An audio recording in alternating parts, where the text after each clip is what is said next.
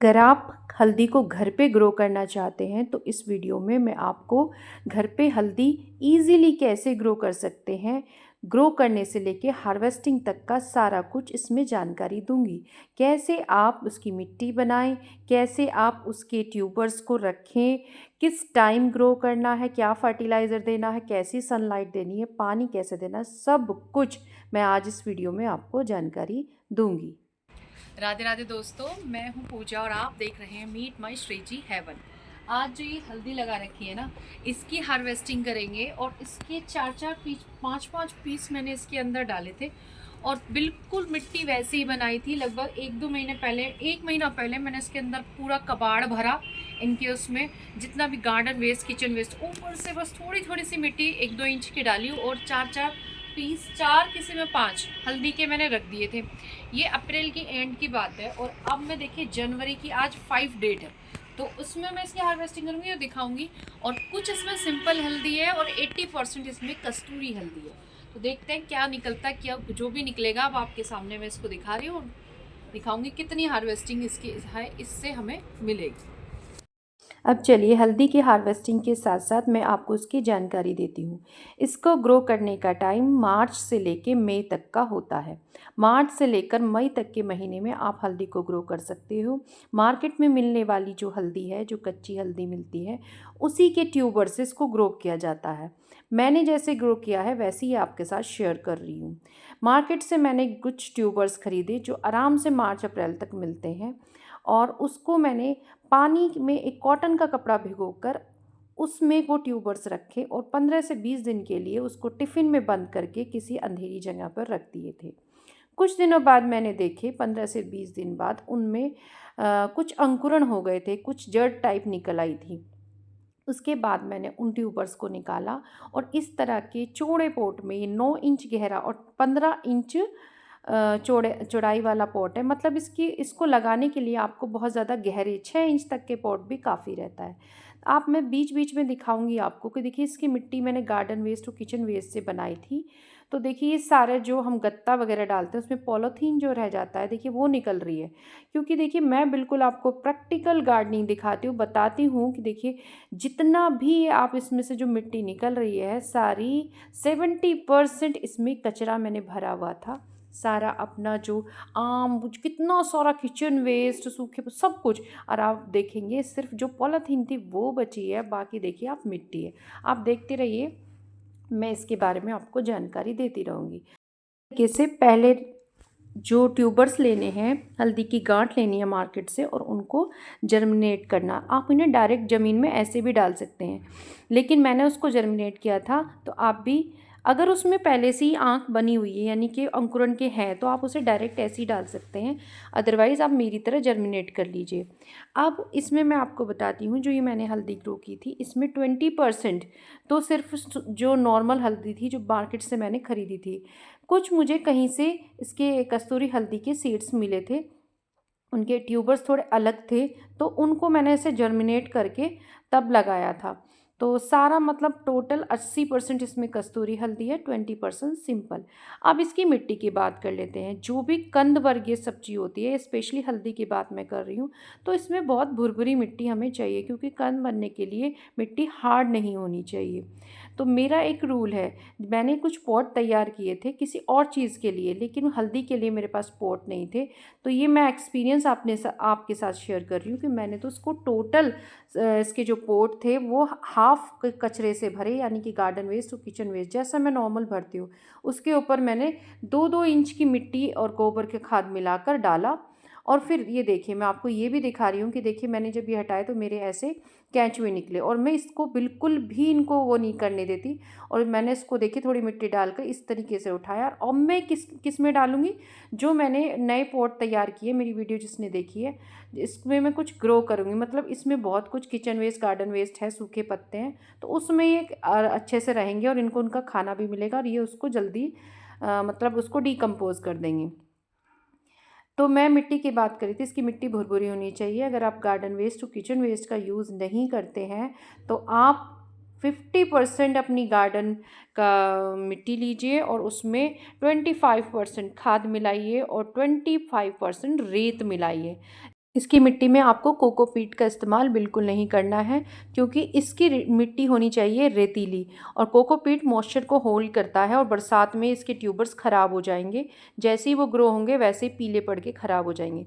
तो आपको एक ऐसी मिट्टी बनानी है जिसमें पानी होल्ड ना हो, तुरंत निकल जाए। तो आप अपने हिसाब से कोई ऐसी चीज़ भी इसमें ना डालें जो कि पानी को होल्ड करके रखे ज़्यादा देर तक।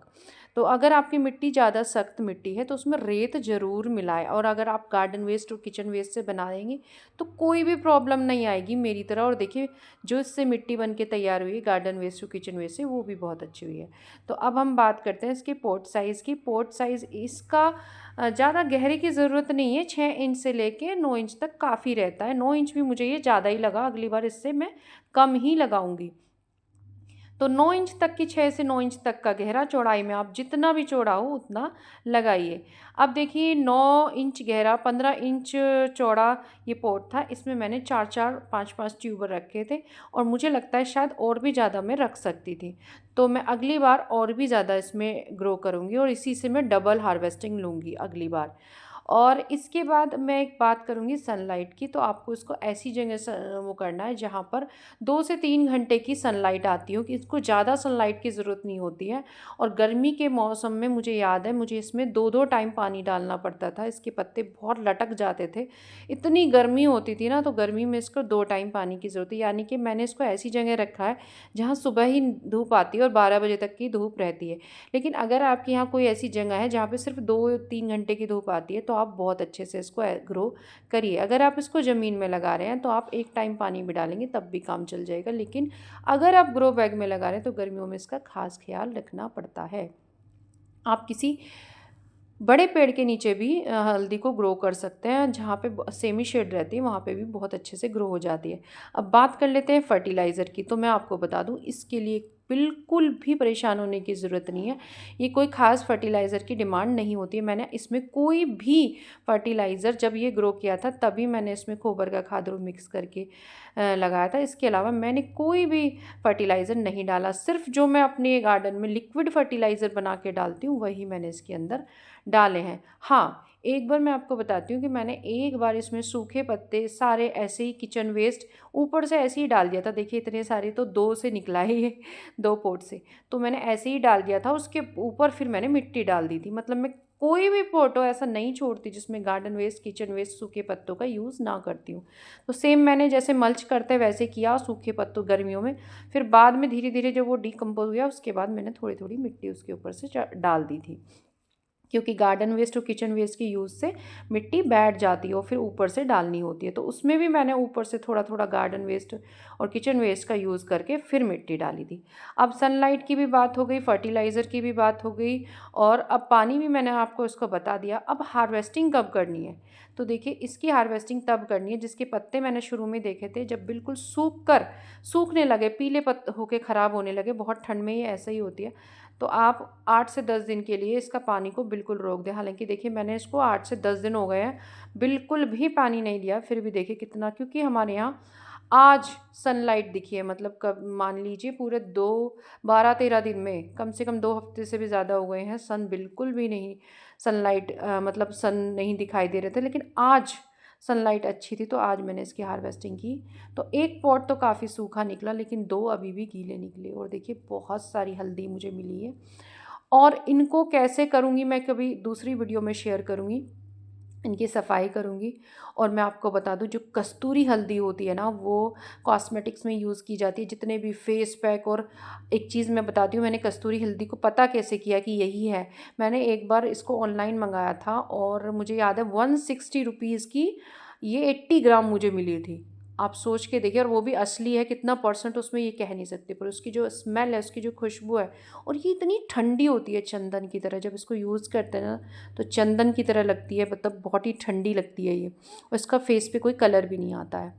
तो इसको जब मैंने मंगाई थी, तो आप उसका अंदाज़ा लगा लीजिए कितने रुपए केजी बैठेगी। ये शायद 2000 से भी ज़्यादा बैठेगी। तो ये नॉर्मल हल्दी से बहुत ज़्यादा महंगी होती है। तो अब मैंने ये ग्रो किया, इसको देखूँगी मैं अब ये सफाई करके उसको कर, तो अगली बार मैं क्या करूँगी, क्योंकि मुझे ये सिंपल वाली जो हल्दी है वो तो मार्केट में मिल जाती है, बट ये वाली नहीं मिलती है, तो मैं इसकी कुछ ट्यूबर्स को सेव कर लूँगी, अब मिट्टी में दबा के रखूँगी और फिर मैं इसको 1-2 महीने बाद, अब देखिए भूख लगाई थी काम करते करते, तो मैं अपनी गाजर आज मैंने पहली बार निकाल के देखी, तो इतनी तो हो गई है कि आराम से खा ले, और बहुत मीठी थी, बहुत मीठी थी, बहुत अच्छी लगी मुझे, तो मैंने पहले गाजर खाई, फिर मैंने कहा और काम मैं बाद में करूँगी। तो इसको मैं कैसे सेव करूँगी मैं नेक्स्ट वीडियो में दिखाऊँगी, और इसके ट्यूबर्स को, जो कुछ ट्यूबर्स को मैं सेव करूँगी मिट्टी में।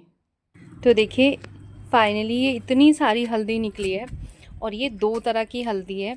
जो नॉर्मल हल्दी होती है ना वो ये है, और जो कसूरी हल्दी होती है वो ये है, मतलब इस तरीके से ट्यूबर्स टाइप में है ये। और एक चीज़ और देखी है मैंने, जो कस्तूरी हल्दी होती है वो अंदर से थोड़ी मतलब चिपचिपी टाइप है, और जो नॉर्मल हल्दी है ना, मैंने तो उसको पहली बार देखा है ना, तो मैं बता रही हूँ आपको, और जो नॉर्मल हल्दी है मैंने अभी इसको कट करा था, वो इतनी चिपचिपी नहीं है अंदर से। तो और इसकी खुशबू तो बस, ये मतलब हमने ग्रो किया है ना, तो जब ये निकाली धोई तो इतनी अच्छी स्मेल आ रही है ना, इसके पत्तों में से भी इतनी अच्छी खुशबू आती थी। तो ये जो होती है ना, ये है कस्तूरी हल्दी, और ये जो होती है ये है नॉर्मल हल्दी। तो ये बिल्कुल जैसे ट्यूबर्स होते हैं ना उसके, स्पाइडर प्लांट्स के या किसी, तो इस तरह से होती है ये, बिल्कुल लाइट ऑफ वाइट कलर की। तो मैंने आपको दिखाया ये, और इतनी सारी देखिए, इतनी सारी ये एक टोकरी भर गई है, खूब सारी ये हल्दी निकली है, और इसको सफाई करके और सुखा के काट के मैं आगे फिर किसी वीडियो में आपके साथ शेयर करूँगी। और जो सबसे मेन चीज़ जो मेरे लिए तो मेन ही है, तो देखिए जो 3 हमने उसको खाली किया है, तो देखिए इतनी सारी मिट्टी ये निकली है। और ये मिट्टी ना ऐसी मिट्टी है ना कि देखिए, पहले तो मैं आपको उसका टेक्स्चर दिखाती हूँ। देखिए कहीं से लग रहा है आपको इतनी, मतलब कि ये मिट्टी ना, आप मैंने आपको इसमें काम करते हुए भी दिखाया था, इसमें सारा किचन वेस्ट, गार्डन वेस्ट, सारा कुछ भर के बस मैंने ऊपर से डाल दिए थे ये ट्यूबर, क्योंकि इससे ये होगा, एक तो कंपोस्ट भी तैयार बढ़िया हो जाएगा, और हमें हल्दी मिलेगी या नहीं मिलेगी तो मुझे पता नहीं था, पर देखो कितनी अच्छे से हमें मिल गई है, मिट्टी भी तैयार हो गई है। तो देखिए कितनी सारी, कम से कम ये 2 कट्टे से भी ज़्यादा मिट्टी है। अब 2 से मैं 6 कट्टे 3 गुना इसकी बना लूँगी। और देखिए वेस्ट भी मिला है काफ़ी। तो इससे सारा करके, और इसकी जो मिट्टी होती है ना वो इतनी अच्छी होती है कि कोई कीड़ा नहीं लगेगा, कोई किसी तरह का अंदर से फंगस नहीं लगेगी, क्योंकि हल्दी खुद ही एक एंटीबायोटिक्स होती है। तो आराम से देखिए खुद, मतलब कितना अच्छा हमें इसका प्रॉफिट मिला है। तो आप भी भाई हल्दी ग्रो कीजिए, और पूरी इन्फॉर्मेशन मैंने आपको वीडियो में दे ही दी है कैसे ग्रो करनी है। और अगर आपको पसंद आई है वीडियो तो लाइक ज़रूर कीजिएगा, और जिन्होंने चैनल को सब्सक्राइब नहीं कर रखा है वही चैनल भी सब्सक्राइब कर लीजिए। मैं आपको बिल्कुल प्रैक्टिकल और बिल्कुल आसान सी गार्डनिंग सिखाती हूँ। और कमेंट करके ज़रूर बताइए कि आपको ये वीडियो में जो मैंने 2 तरह की हल्दी आपको दिखाई है, कैसी लगी आपको वीडियो, कैसी लगी आपको जानकारी। तो अंत में राधे राधे।